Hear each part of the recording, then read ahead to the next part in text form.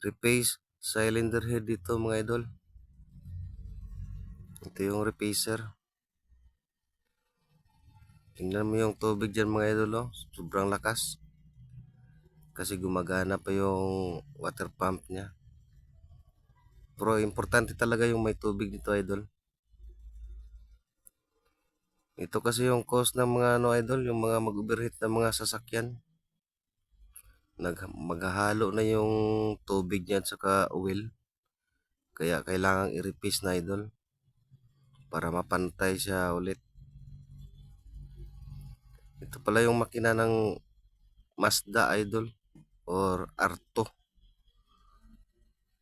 Itong nire-replace natin.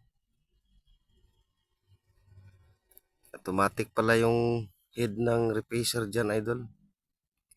At saka yung cylinder head, steady lang yan siya. Ito, tingnan natin yan idol. Ito, pantay na idol. 5 balikan lang yan idol. Ito na ang kalabasan idol. Oh.